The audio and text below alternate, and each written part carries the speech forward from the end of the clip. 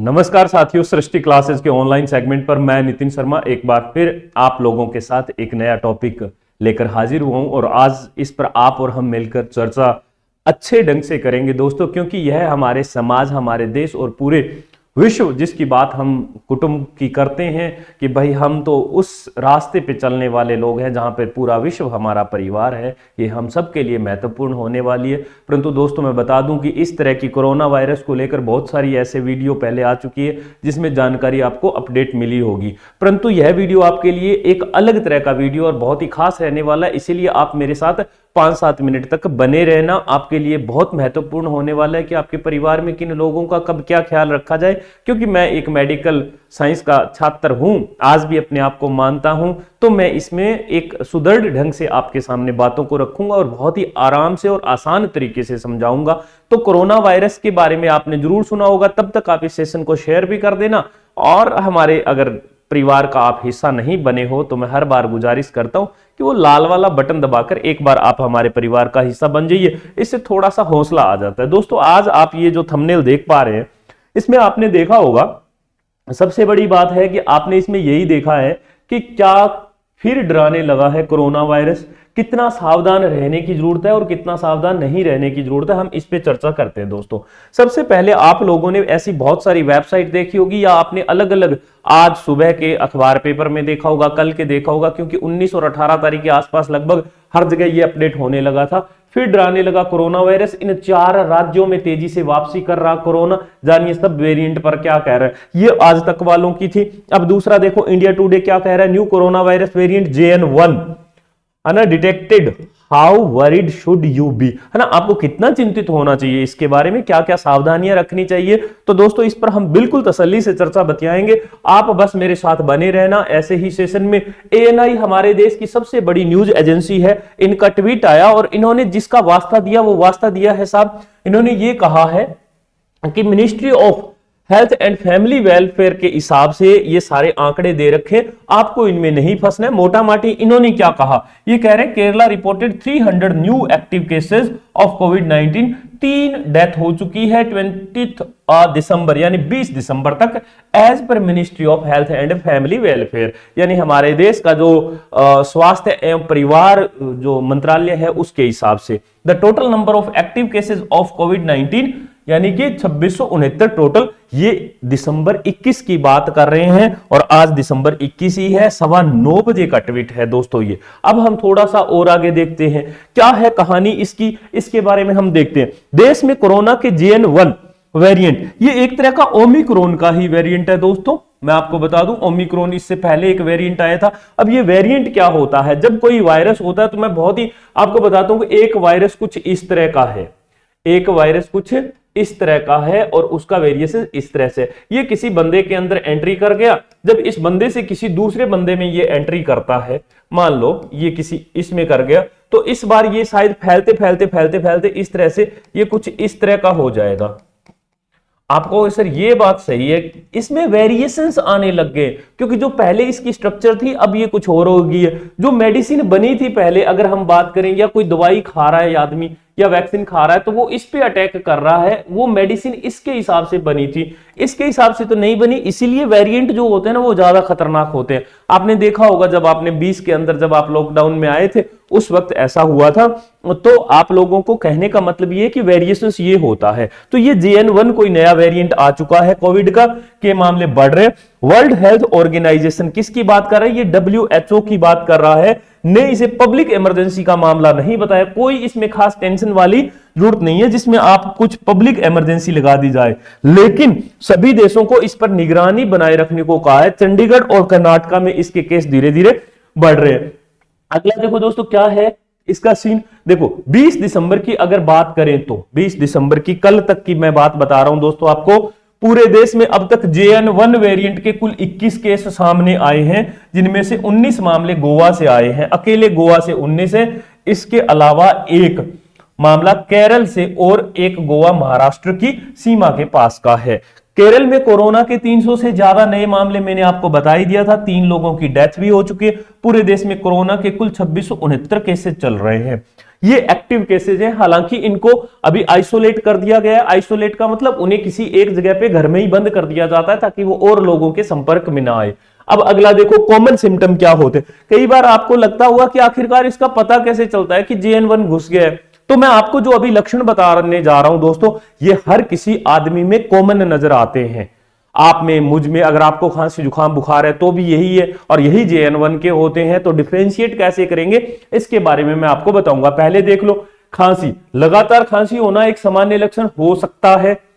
Can की बात कर रहा है, ये हो सकता है। सर्दी, सामान्य सर्दी के लक्षण जैसे बहती या बंद नाक देखे जा सकते हैं। गले में दर्द, गले में खराश या गले में परेशानी, ये आप ठंडा पानी पी लो, खाना खाने के जस्ट बाद अगले दिन सुबह उठोगे गले में दर्द आ जाएगा, गले में खराश हो जाएगी। सर्दी, अगर 2 दिन आप कैप नहीं लगाओगे वैसे ही लग जाएगी। खांसी आजकल अक्सर लोगों को हो ही पड़ी है ना। थोड़ा सा भी अगर चिकने के बाद आप पानी पी लेते हैं तो हो गई खांसी। अब सुनो, सिर दर्द, JN1 वेरिएंट में संक्रमित व्यक्तियों को सिर दर्द का अनुभव हो सकता है। होता है साहब आजकल सर्दियों में, किसको नहीं होता।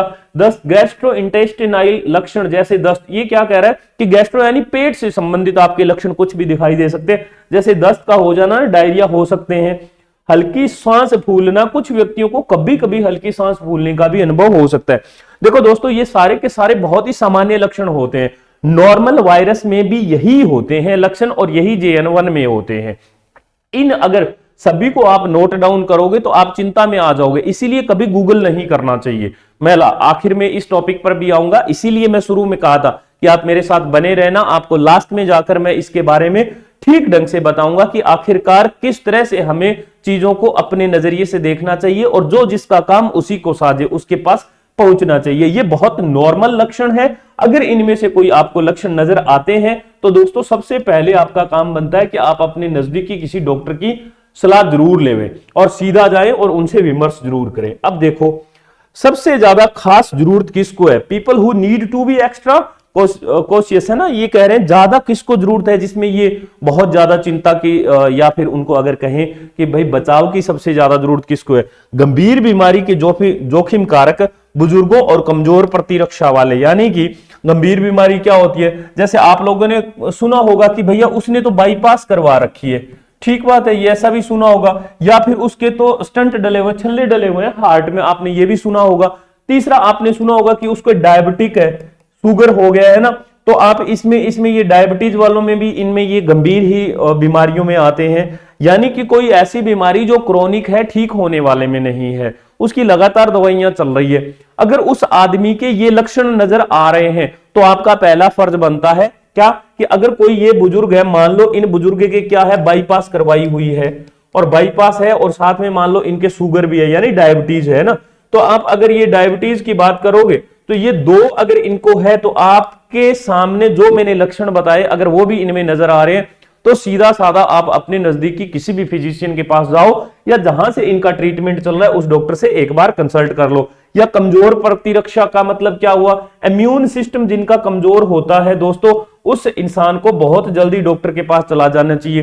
कैसे इम्यून सिस्टम का कैसे पता चलता है? आपके इम्यूनिटी का ऐसे पता चलता है कि आपने पूरे 1 हफ्ते तक अपना पूरा ख्याल रखा और 2 मिनट के लिए आपने कैप नहीं लगाई और आपको सर्दी लग गई। इसका मतलब रोग प्रतिरोधक क्षमता आपकी थोड़ा सा वीक है कंपैरिजन टू दूसरे आदमियों के। तो इनको कहते हैं रोग प्रतिरोधक क्षमता, रोग प्रतिरक्षक, या ये जो इसमें लिखा हुआ है प्रतिरक्षा वाले जो लोग होते हैं इनको कहते हैं, इनका जो होता है वो बहुत ही कमजोर इम्यून सिस्टम होता है। तो इन लोगों को खास तौर पर ख्याल रखना है। आगे देखते हैं दोस्तों, ये मैं मेरी तरफ से बता रहा हूं, अभी तक कोरोना के इतने कोई बहुत खास आए नहीं है। राजस्थान में भी इसके बारे में थोड़ी सी एडवाइजरी जारी हो सकती है, ऐसा मैं कल के न्यूज़पेपर में पढ़ रहा था। मैंने जो अपनी तरफ से मेंशन किया वो सुन लो। वो ये है कि कृपया घर पर डॉक्टर न बने और न ही गूगल बाबा से ज्यादा जानकारी लें। लक्षण दिखने पर अपने नजदीकी डॉक्टर से जरूर विमर्श करें। नितिन सर, ऐसा मैंने क्यों बोला? दोस्तों हकीकत बात यह है कि हमारे जब सबसे पहले कोल्ड होता है तो हम क्या करते हैं कि how to treat cold at home, सबसे पहला ये आता है। फिर हम दूसरी बार ऐसा होता है कि कोल्ड 2 दिन रखते हैं, वो कहता है भाई साहब आप नजदीकी जाओ किसी मेडिकल पे, गूगल बाबा बता देता है। आजकल बहुत सारी ऐसी ऐप आई हुई हैं, परंतु वो दावा नहीं करते, उनके नीचे टर्म एंड कंडीशन लिखा होता है कि अपने नजदीकी किसी भी डॉक्टर से सलाह मशवरा करें। आप अपने मेडिकल वाले भैया के पास जाते हैं कि मुझे तो भैया एजिथ्रोमाइसिन दे दो, सेफोडोक्सिन दे दो या सेफिकजिम दे दो, ऐसी आप जो भी आपको गूगल बाबा बताता है।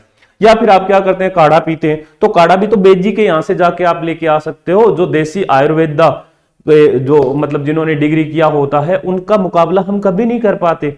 तीसरा फिर क्या करते हैं, हम आके एजिथ्रोमाइसिन खा ली, 2 दिन रहते हैं, अब कोल्ड के बाद हमारे खांसी होना शुरू हो गई, गला खराब होना शुरू हो, फिर हम एमोक्सिक्लेव उस मेडिकल वाले के पास जाते हैं, वो फिर भर भर के फिर दवाइयां देता है, तीसरी बार फिर जाते हैं, ऐसे करते करते हम अपने आप को चौक कर बैठते हैं और ध्यान नहीं रखते, क्योंकि हमने गूगल बाबा का बिल्कुल सबसे ज्यादा सहायता ली और गूगल बाबा आपको वैसा ही माल बताता गया जिसमें आप और ज्यादा खड्डे में पड़ते गए। गहरा खड्डा हो जाने के बाद लास्ट में आपको याद आती है अपनी नजदीकी किसी डॉक्टर की, और फिर डॉक्टर साहब के पास जाते हैं, जाते ही कहते हैं डॉक्टर साहब आप हमें प्लीज ना फटाफट ठीक कर दो। डॉक्टर साहब आपको इन्वेस्टिगेशन लिखते हैं और 4-5 हजार रुपए में चले जाते हो, फिर वो डॉक्टर भी बुरा लगता है और आप खुद भी परेशान होते हैं और पैसा भी लगता है। इसीलिए मेरी आप सब लोगों से गुजारिश ये रहेगी कि दोस्तों जीवन में कभी भी अगर आपको किसी तरह का कोई लक्षण दिखे, सिम्टम दिखे, जरूरी नहीं है कोरोना का ही हो, आप उसको सबसे पहले अपने नजदीकी फिजिशियन के पास जाओ, एमबीबीएस के पास जाओ, डॉक्टर को दिखाओ, उनसे विमर्श करो, कंसल्टेंसी जो भी